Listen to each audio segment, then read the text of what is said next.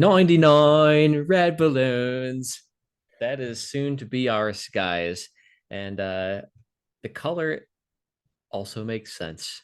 So if you know that song, it's just kind of a joke on some spy balloons that have allegedly been making their way across the continental US and apparently also South America. And it's just a strange news cycle. There's not a whole lot going on, it seems, but all of a sudden, everybody knows about a single alleged spy balloon from the Chinese that the US apparently was unwilling to shoot down for a very long time. That was very confusing. I'm not sure if they were unsure if it was banned or something like that, and they were just unwilling to do so. Not sure for like the most trigger happy nation on the earth. We waited for this balloon to just fucking float by. It's just absolutely insane to me. Yeah, well, we had to let it get all the information it needed first, and then sorry, well, now we can pretend to do something about it.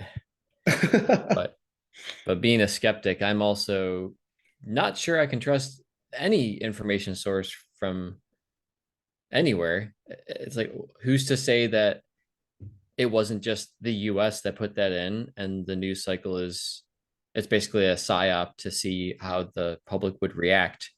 What if it's completely innocuous? We do have complete control over our airspace. And we're like, yeah, we could just tell them it's Chinese and just send some feelers out, see what people think of it, see how much outrage there is, see what kind of pushback, what do people demand that we do, or how many people just don't care and go along with their apathetic lives and continue to swipe on their phone and swipe their credit card. Yeah, say it would be the creepiest prelude to like nuclear holocaust if it was just caused by this one balloon.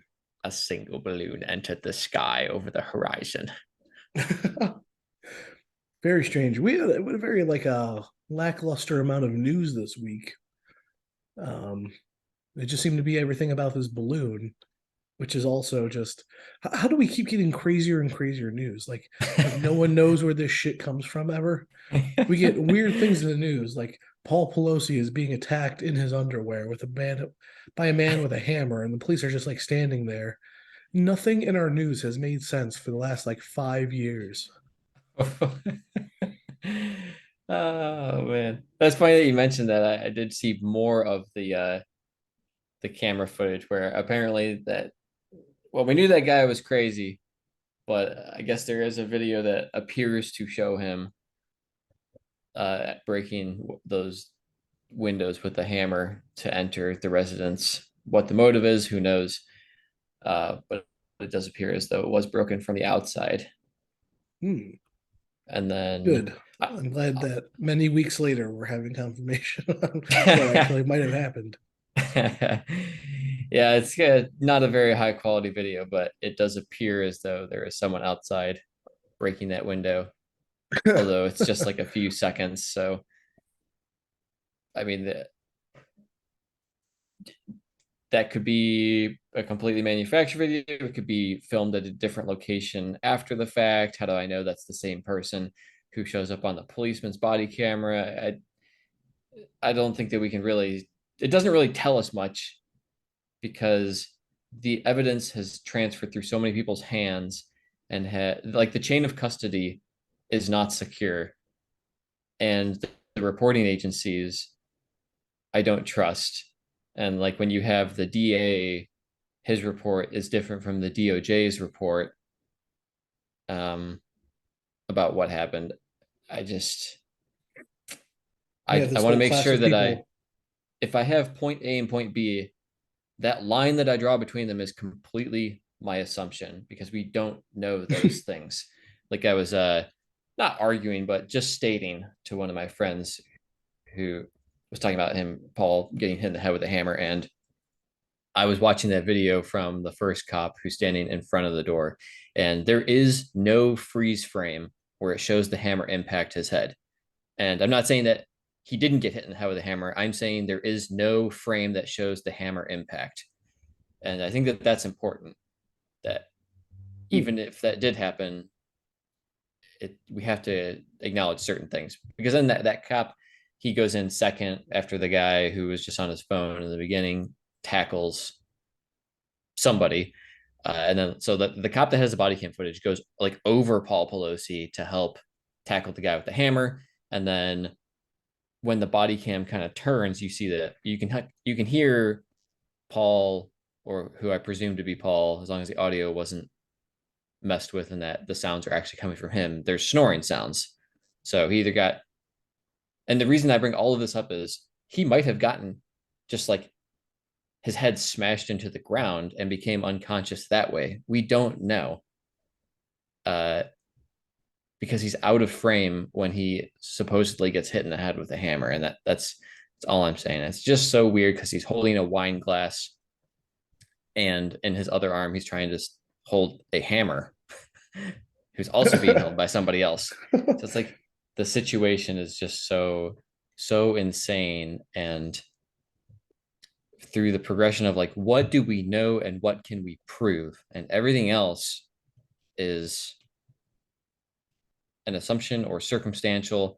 And that's fine to assume things as long as we understand that they are assumptions and that other things will be predicated on whether that is true or not. Like, what if the hammer missed or just glanced, maybe it went down his cheek and tore like just his skin. And then when he inadvertently ended up going to the ground when the one of the cops jumped over him, like it's just like the injury could be from many things. But that's all I have to say about that. As well as, I don't know if the second cop had a body cam, and if he did, I would like to see that footage, because his angle would have been such that you could see behind that door frame, so you would have Mm. more information.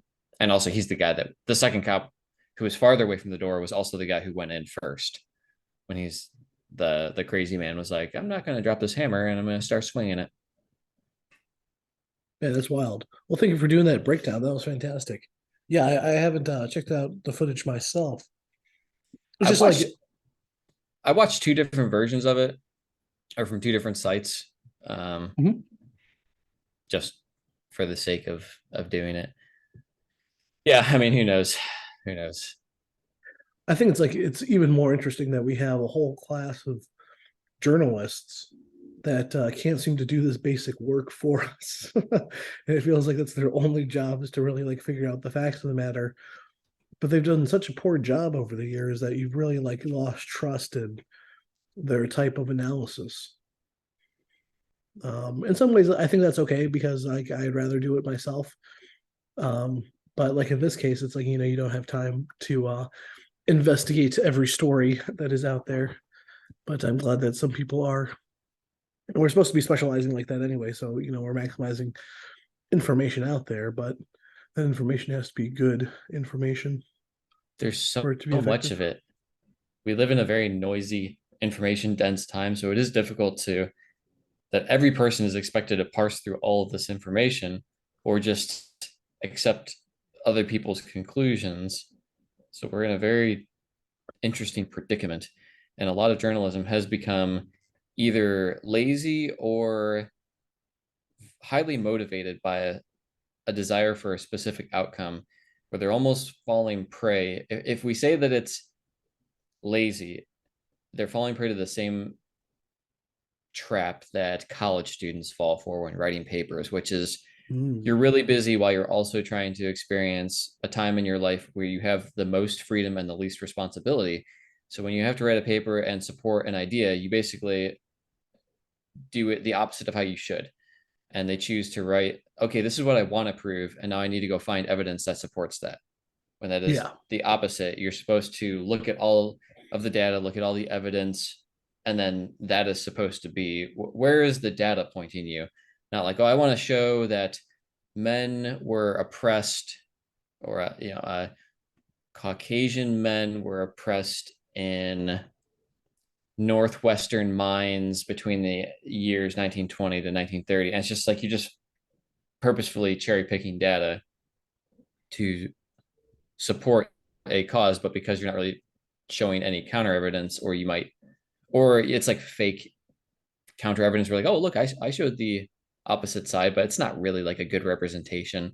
And because you're only Right. looking at one tiny portion, it fails to take everything into account.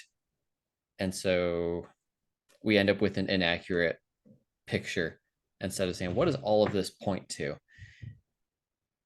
Absolutely. Unfortunately, sometimes the subject matter is so important that you end up having to make hasty decisions off of it in order to, like if you heard the stock market is falling and you don't have enough time to really do the investigation properly to get all of the information correctly in the right Sell! context. Yeah, yeah, exactly, exactly. And you end up Get like out now! ruining 10 years of your financial gains by a few, you know,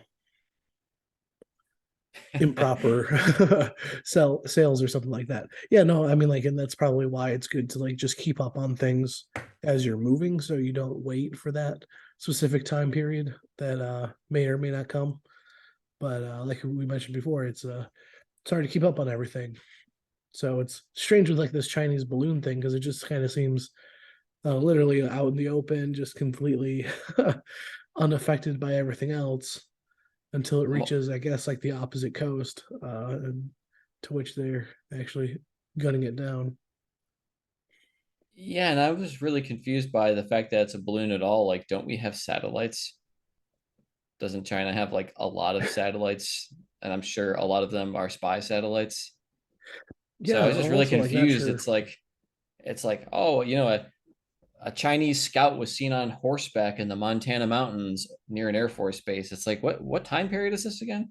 that is a fantastic point. It's it's just wholly confusing. Like maybe that's what makes it for good news. It's just like here we have another strange mystery afoot.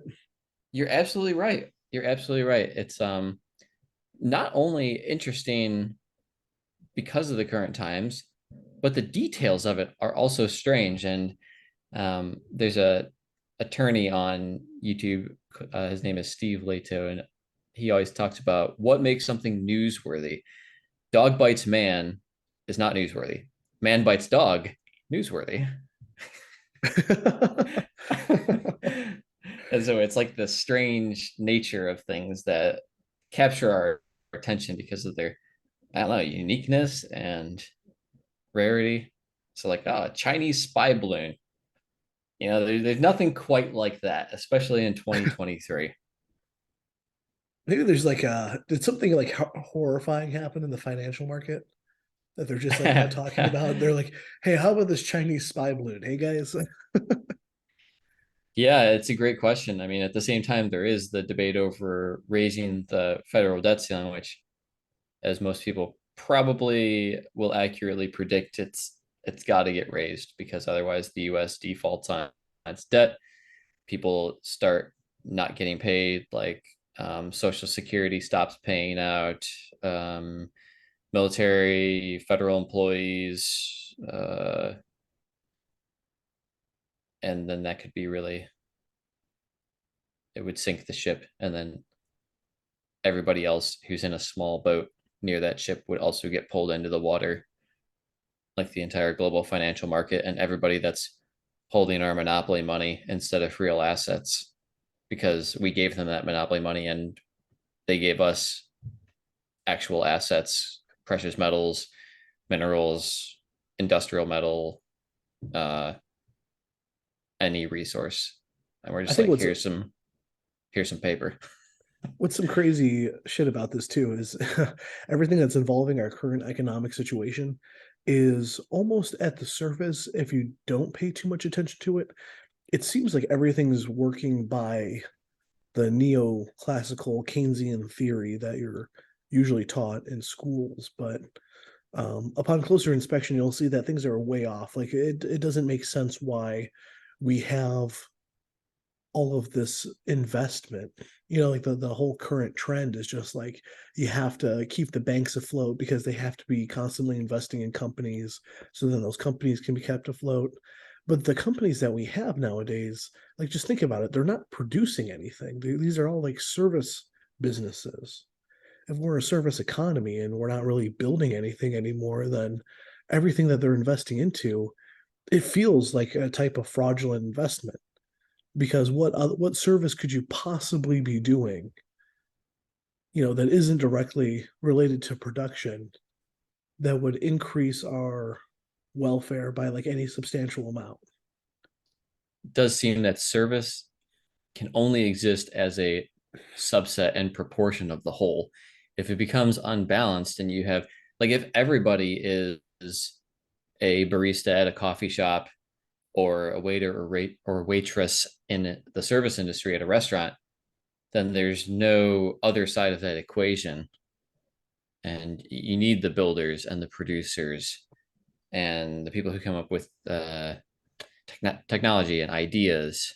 Because if people just all aggregate in the service sector, then you just, yeah, it doesn't seem like that balance is going to work out in the long run.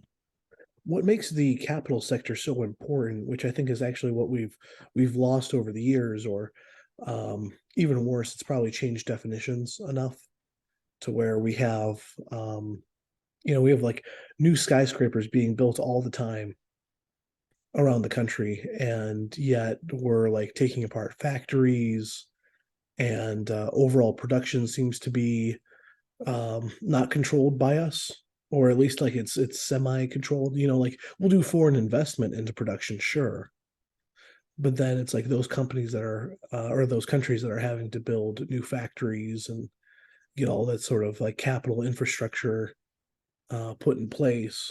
So I think it's very odd because like the way that we kind of judge welfare in a society, sure, it's about the quality of goods produced, but it's also about the quantity of goods produced. So like we have this strange situation where we have to like bail out banks, and yet like eggs are like $6 a dozen.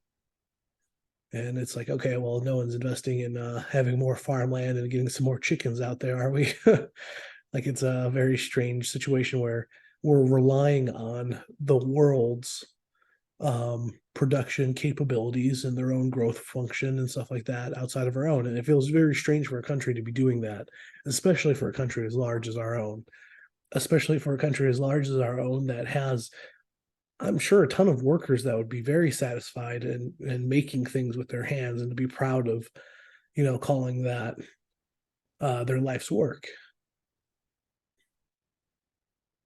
Yeah, I agree with both of those ideas that you just discussed, the eggs and with banks. I'm always shocked at how banks can't make money despite continually over time reducing how many assets they have as collateral and having less and less um, money available to pay out to people, and yet they're able to loan 10, 15x, sometimes more, and charge interest at high rates, and then still require, and they invest that money and make money off of that, and then they still lose money and require a bailout, or in some rare instances, like in Cyprus, a bail in, where they just give everybody a haircut. And yeah, I don't remember exactly how many percentage points, but let's just say it was 5%. So you can just give everybody who lives here a 5% haircut and just take that money and give it to us. It's like, it's like we always say, they can print money and it's called policy. You print money, it's called felony and penitentiary stay. It's like, Yeah, the whole problem is just obviously caused by this sort of centralization power that was enacted by a group of bankers to begin with. Like, let's not pretend that it was anything that was, as um, fundamental as like the Constitution or the Bill of Rights. It literally had to be like created on uh, it was like a cold December day right before Congress went on recess. It just like barely got pushed through that the Federal Reserve would be created in the first place. So it's wow. like the whole thing is like a whole gigantic fraud that was perpetrated during the 20th century. And so what this effect has done is like, yes, in a economy without a centralized bank, you'll still have business cycles because you still have liquidity in the market, and you still have times in which certain businesses will be built. They won't function well. They'll fall apart. You'll have, people lose money and whatnot, but you have recoveries that are way faster. You don't have as big as booms and you don't have as big as busts. And I think that's the problem with our Federal Reserve is that the whole promise of the Federal Reserve is that it was going to keep everything stable. And it's done nothing but destabilize our economy time and time again in favor of these rich fucks that they don't do anything. They own percentages of companies that they don't necessarily like work on or for. And the whole thing is like this hedge fund game where they're just like, oh yeah, we'll be the god hand that just kind of sweeps out this cash to whoever we like and see fit is worthy of investment. And then if their company fails, oh well, we'll wait for the next one to come along. And meanwhile, we're like starving for certain resources.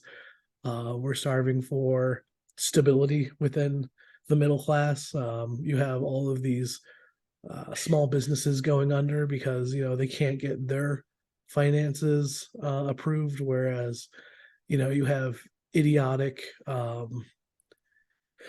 Ponzi schemes being funded left and right in our economy. The whole thing is like I'm thinking like Theranos, I'm thinking of FTX, I'm thinking of any one of those. You could choose just dozens of them at this point in time.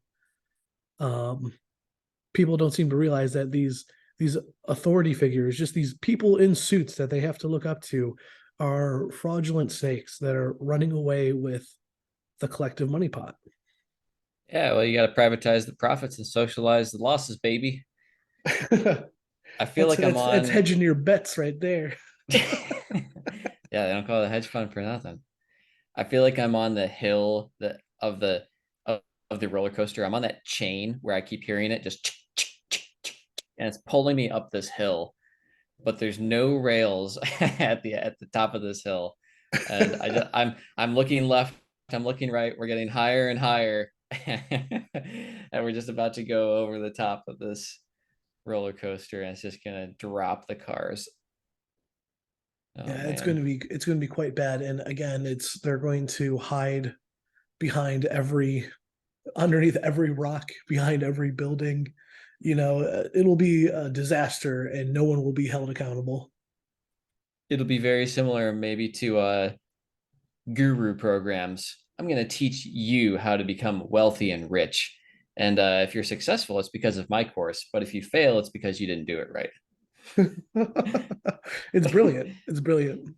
I separate myself from the failures. There's a disconnect, there's a gap, a spark gap, there's a The vacuum. self-learning service economy. I love it.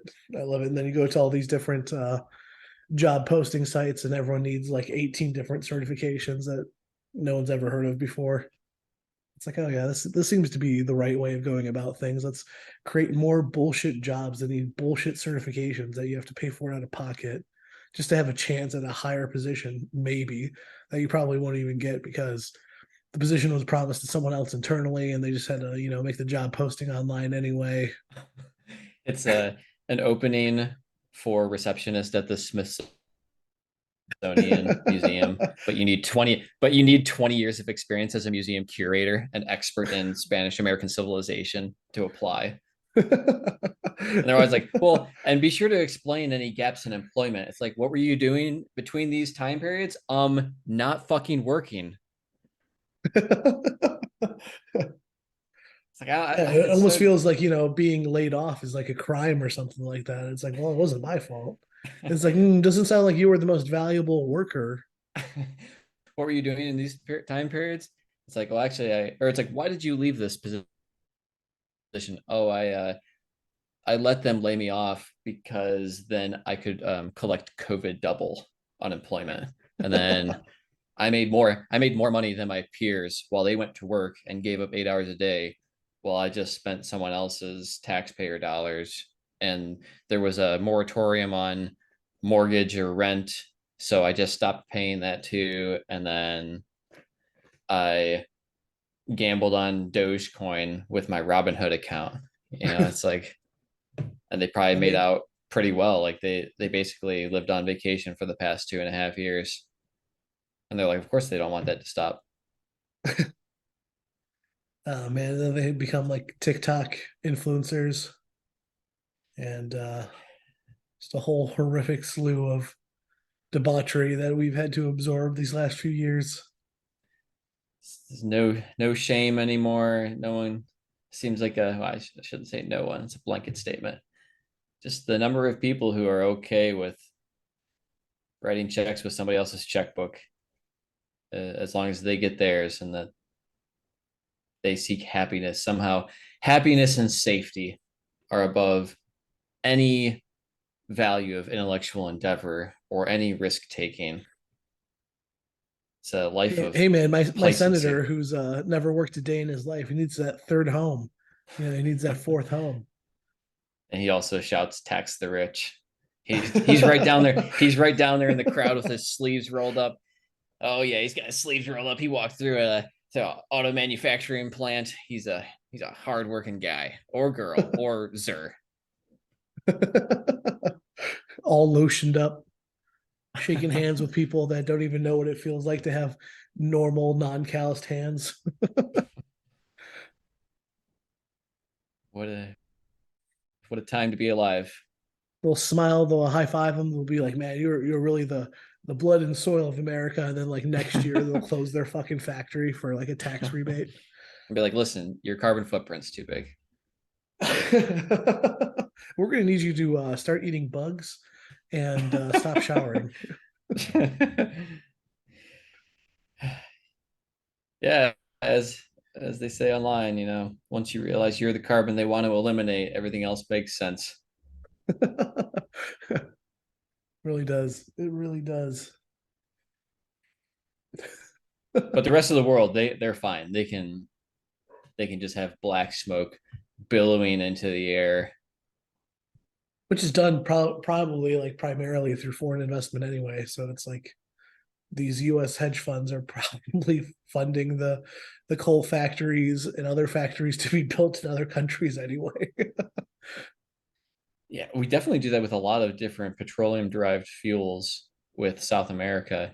It's they've essentially been told that they can't do business in the US, but they're welcome to sell this uh, lesser refined product to another area of the world, which is just going to use it there.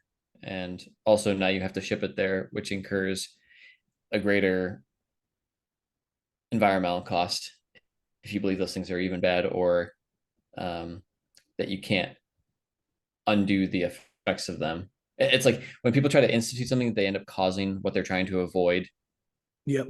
but through a multifactorial method. So it's actually even worse. But they And what's just worse refuse too, to like, acknowledge it because it's a not my backyard situation. Where as long as yep. I feel holier than thou, then we're good to go.